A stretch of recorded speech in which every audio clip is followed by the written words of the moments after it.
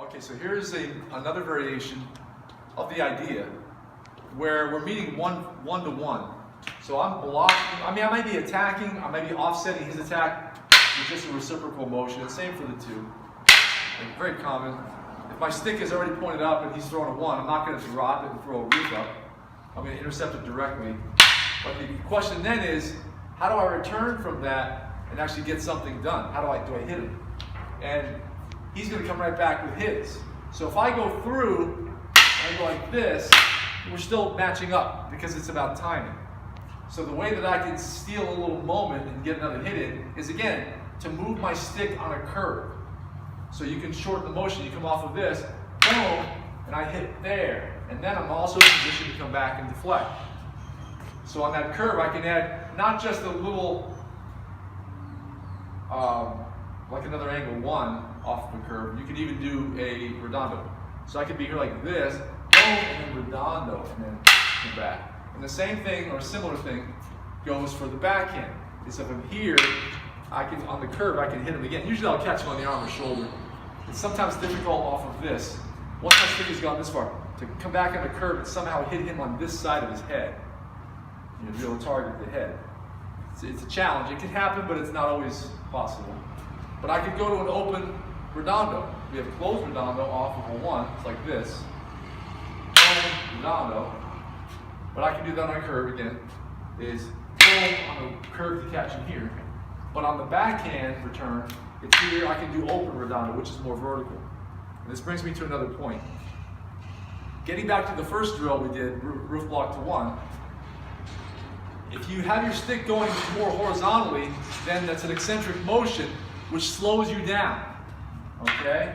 So if your motion of your stick goes across like this, more horizontally or somewhat like that, then it's going to delay your response. So if you tilt that and make it much more steep in the slope, much closer to vertical, so we can take this as a plane and we can sort of tilt it. We do the one. I'm sorry, I was going to do a roof block. We'll do that. So roof to one.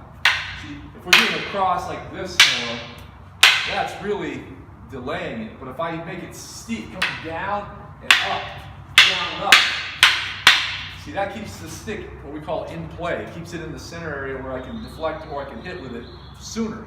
Because I'm recovering the stick, staying in position, and I can hit again.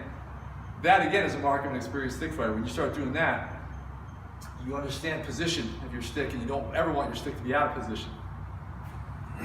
Okay, so he's here, and we can do that again with now one against one, and we can sort of mirror each other. It's here, there. You can do the same. You can actually either do the same thing I'm doing or just hit through the one. So here, yeah. So we'll meet on the one. Yeah. We might actually get a piece of it on the follow-up too. That can happen where it's here like that, and then we can do the backhand. You get a little. You won't get quite a full solid follow through, but you'll get a little piece of it. Or you might miss each other entirely because say on the backhand we did open redondo. Here to open redondo, right?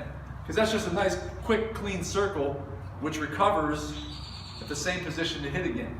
And you like motions of the stick that end you up in a position where you can throw a short follow-up angle one.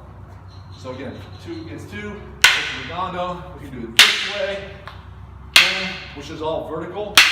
Yeah. Or we can cut in and catch each other. Sometimes we'll miss. That's okay. And then just like so. So you have that variance in there. And it's very good because you're learning, like I said, to use that wrist. You use a lot of forearm strength to get that stick moving on that follow-up curve. And that's where you get them on the half beat.